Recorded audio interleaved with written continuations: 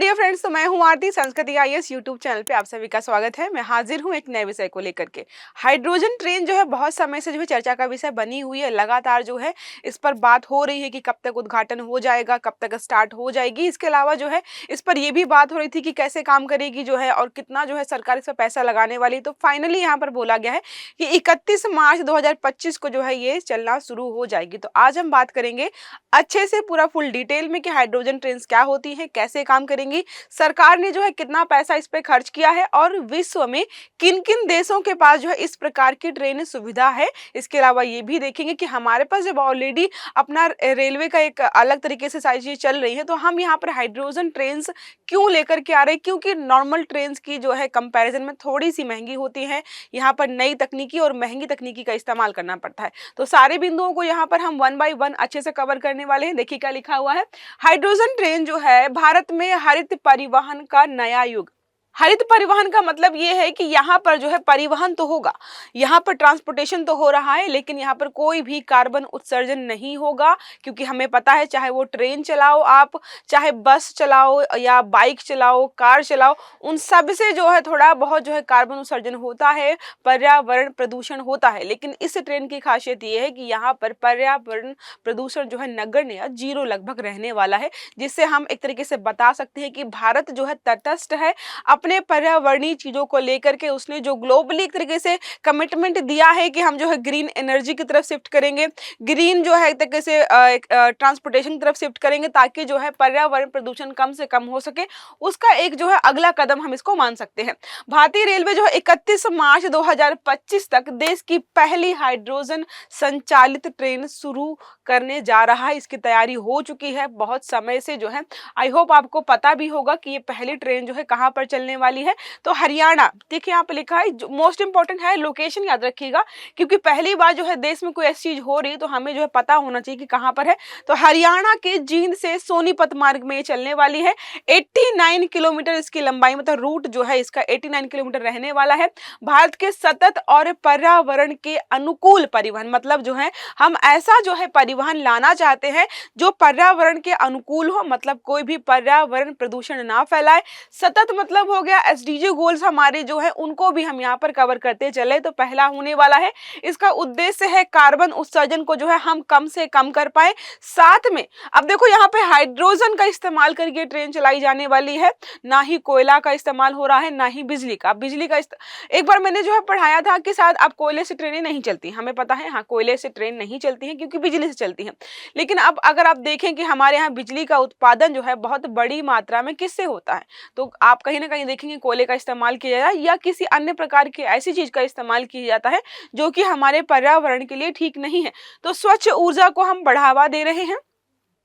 एक तरीके से हम ये मैसेज दे रहे हैं कि देखो हम शिफ्ट कर सकते हैं। तो हमसे बेहतर बेहतर जो है बहुत सारे देश हैं, उनके पास जो है रिसोर्सेज भी हैं, पैसा भी है, सब कुछ है, तो वो लोग भी जो है इस तरफ जो है शिफ्ट कर सकते हैं। अब बात करें यहाँ पर जो है हाइड्रोजन ट्रेन की विशेषताएं क्या होती है, तो नाम से पता चल रहा है कि यहाँ पर जो है हाइड्रोजन कोशिकाओं का इस्तेमाल करके जो है ट्रेन चलाई जाने वाली है। तो हाइड्रोजन ट्रेन एक अत्याधुनिक परिवहन प्रणाली है, क्योंकि बिल्कुल नई है। यहाँ पर कुछ मतलब शायद ही किसी ने 100 साल 50 साल पहले सोचा हो कि हाइड्रोजन का इस्तेमाल करके यहाँ पर क्या करने वाले हैं, हम ट्रेन चलाएंगे। देखो लिखा है हाइड्रोजन ईंधन कोशिकाओं के माध्यम से ये ट्रेन चलने वाली है। ट्रेन का जो इंजन है 1200 हॉर्स पावर का है। और अभी देखो, अभी क्या बात करें, अगर हम इस क्षमता का कहीं पर भी जो है हॉर्स पावर का जो है इतनी हॉर्स पावर का किसी के पास भी नहीं है। चीन और जर्मनी के पास जो है समान जो है हाइड्रोजन ट्रेन चल रही हैं, लेकिन उनकी जो ट्रेनों की क्षमता है वो 500 से 600 हॉर्स पावर की मात्र है। तो हम ये कह सकते हैं कि भारत ने जो है ऐसी ट्रेन या हाइड्रोजन ट्रेन चलाई है जो कि विश्व में अभी किसी के पास नहीं चल रही है। ठीक है, तो अपने आप में जो है एक यूनिक बात हो जाती है। यह ट्रेन जो है 110 किलोमीटर प्रति घंटे की स्पीड से चलने वाली है। आपको याद रखना है 8 डिब्बे होने वाले हैं, एक बार में 2500 पैसेंजर्स को यहाँ पर लेके जाएगी। इसके अलावा 2 एक्स्ट्रा कोचेस भी लगाए गए हैं जहां पर जो है हाइड्रोजन फ्यूल को जो है वहां पर रखा जाएगा एडवांस में, कि कभी खत्म हो जाए, कुछ भी हो जाए तो एक तरीके से जो स्टोरेज भी वहां पर रखा जाएगा। हाइड्रोजन ट्रेन की विशेषता इसे पारंपरिक ईंधन से जो है चलने वाली ट्रेनों की तुलना में अधिक पर्यावरणीय अनुकूल बनाती है। वो हम ऑलरेडी देख रहे हैं, चाहे वो ट्रेन हो या किसी अन्य प्रकार का कुछ भी काम हो, हम चाहते हैं कि हम हाइड्रोजन पर शिफ्ट करें, हाइड्रोजन एनर्जी पर शिफ्ट करें, क्योंकि हमें पता है हाइड्रोजन एनर्जी में क्या निकलता है। मतलब अगर जैसे हम देखें पेट्रोल, डीजल ये सब हैं, इनसे कोई ना कोई ऐसे कार्बन पदार्थ निकलते हैं, कार्बनिक पदार्थ निकलते हैं जो कि पर्यावरण के लिए ठीक नहीं होते। लेकिन हाइड्रोजन का जब हम इस्तेमाल करते हैं तो वहाँ पर जो है पानी और ऑक्सीजन ही वहाँ पर निकलते हैं, जो कि हम कह सकते हैं कि ये पर्यावरणीय प्रदूषण नहीं फैला रहे हैं। अब बात करें स्वच्छ भविष्य के लिए जो है हरित प्रौद्योगिकी, अब कहीं ना कहीं शुरू करना पड़ेगा। ट्रेन जो है इतनी बड़ी मात्रा में चलती हैं और इतने सारे लोगों को जो है परिवहन एक तरह से एक जगह से लेके जाती हैं दूसरी जगह, तो हमने जो है यहाँ से शुरू किया है। हाइड्रोजन ट्रेन की सबसे बड़ी विशेषता क्या है? इसका स्वच्छ ऊर्जा से चलना। ईंधन कोशिकाओं के रूप में आपको ऑलरेडी बता दिया है मैंने क्या इस्तेमाल किया जा रहा है। इस ट्रेन से कोई कार्बन उत्सर्जन नहीं होने वाला है। पारंपरिक डीजल और जो है कोयला चलित ट्रेनों से बहुत बेहतर होने वाली है। ट्रेनों की संचालन लागत को भी यहाँ पर कम किया जाएगा, क्योंकि ऊर्जा का अधिक कुशल उपयोग किया जा रहा है। अब देखो हमें क्या करना है, कोयला आयात नहीं करना पड़ेगा। अभी आपको लग सकता है कि नहीं हमारे पास तो कोयला है, हमारे पास कोयला है लेकिन हमारे पास अच्छी क्वालिटी का कोयला नहीं है, पहली बात है। दूसरी बात यह कि जो कोयला है, अगर हमारे पास जो कोयला मतलब अवेलेबल है उसको हम खुद ही इस्तेमाल कर लेंगे, तो जो हम सतत विकास बोलते हैं ना कि हम सतत विकास करना चाहते हैं, अगर हम रिसोर्सेज सारे अभी इस्तेमाल कर लेंगे तो आने वाली जनरेशन के लिए कुछ नहीं बचेगा। इसलिए हम जो है अपने कोयले भंडार को बचाकर भी रख रहे हैं, बाहर से आयात करना पड़ता है। तो आयात जब कोई चीज करोगे तो जाहिर सी बात है वो महंगी हो जाएगी। और यहाँ पर क्या है, हाइड्रोजन कहाँ नहीं अवेलेबल है, पानी कहाँ नहीं अवेलेबल है, उसी से जो है तकनीकी को विकसित करके जो है हम यहाँ पर इस्तेमाल कर रहे हैं। अब भारतीय रेलवे का जो है हाइड्रोजन रेल परिवहन के लिए जो है क्या दृष्टिकोण रहा है, तो यह परियोजना भारतीय रेलवे के लिए हाइड्रोजन पहल का हिस्सा होने वाला है, जिसका उद्देश्य था कि हम 2030 तक शुद्ध शून्य कार्बन उत्सर्जन प्राप्त करेंगे। खासकर जो है रेलवे ने बोला है कि हम जो है अपनी परिवहन प्रणाली से कोई भी कार्बन उत्सर्जन नहीं करेंगे, इसलिए जो उनकी ये इनिशिएटिव हम मान सकते हैं।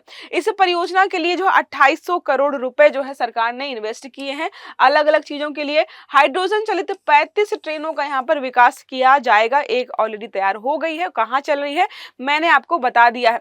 यहाँ पर मुख्य उद्देश्य सिर्फ ये नहीं है कि रेलवे को पर्यावरण के प्रति अनुकूल बनाना, बल्कि यहाँ पर यह भी है कि ऊर्जा खपत को भी जो है हमें इस तरफ शिफ्ट करना है जहाँ पर कार्बन उत्सर्जन ना हो और जो है अच्छी तरीके से हम जो है चीजों को ले जा पाए आगे। अगर हम बात करें विस्तार योजनाएं और जो है विरासत के लिए हाइड्रोजन क्या करने वाले हैं इसको हम, तो पायलट परियोजना की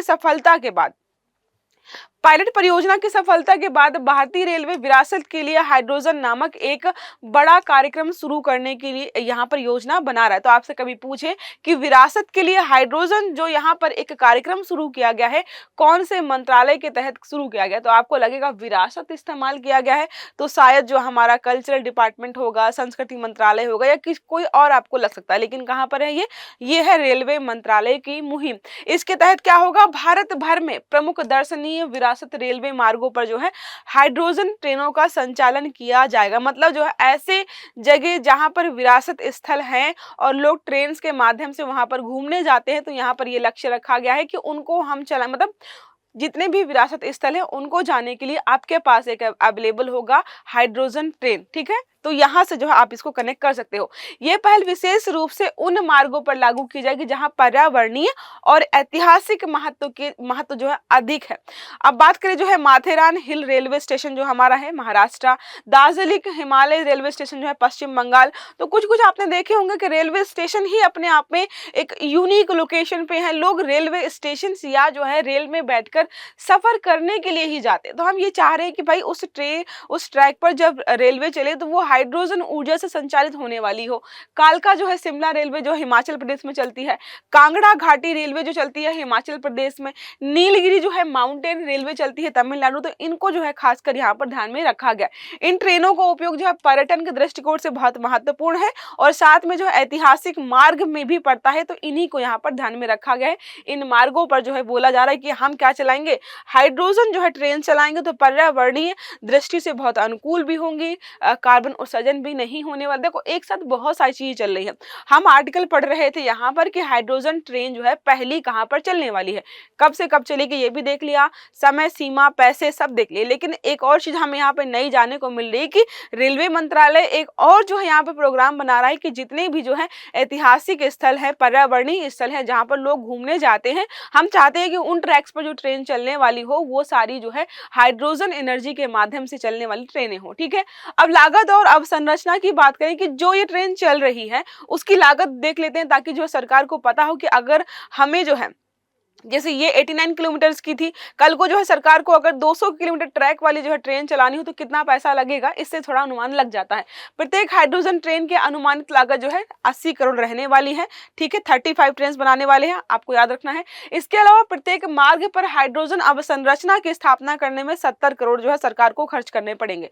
इसमें हाइड्रोजन ईंधन भंडारण संयंत्र होंगे, स्टेशन पर हाइड्रोजन से संबंधित बुनियादी ढांचा भी रखना पड़ेगा, अन्य आवश्यक जो है बुनियादी सुविधाएं शामिल होंगी। सबको मिलाकर के जो है यहाँ पर इतना जो है मिला जुलाकर खर्च करने वाले हैं। ठीक है, यहाँ तक समझ में आ गया आपको कि क्या है, कैसे चलने वाला है। अब बात करेगा अगर हरित रेलवे प्रौद्योगिकी में भारत की भूमिका क्या है, तो हमने देखा ऑलरेडी कि भारत की भूमिका ये है कि वो पर्यावरणीय अनुकूल परिवहन प्रणाली स्थापित करना चाहते हैं, उसी को लेकर यहाँ पर चीजें चल रही। तो हाइड्रोजन संचालित रेल प्रौद्योगिकी को अपनाना, ताकि जो है हम कम से कम यहाँ पर जो है पर्यावरणीय प्रदूषण फैला पाए। जैसे हमने देखा ऑलरेडी यूके, जर्मन और चीन जैसे देशों में सफलतापूर्वक चीजें चल चुकी हैं, तो हम उन्हीं का अनुसरण करके और उनसे बेहतर तरीके से अपने यहाँ पर स्थापित कर रहे हैं। तो कभी प्रश्न पूछे कि किन किन देशों में जो है हाइड्रोजन चालित जो है ट्रेन्स हैं ऑलरेडी, तो यूके, जर्मनी और चीन में ऑलरेडी है। ये पर्यावरणीय प्रतिबद्धता, तो हमारी पर्यावरणीय प्रतिबद्धता ही आपने बहुत सारे मंचों में देखा होगा, जहां पर भी जो पर्यावरणीय प्रदूषण को कंट्रोल करने की बात आती है तो भारत बहुत आगे बढ़ चढ़ के बात करता है।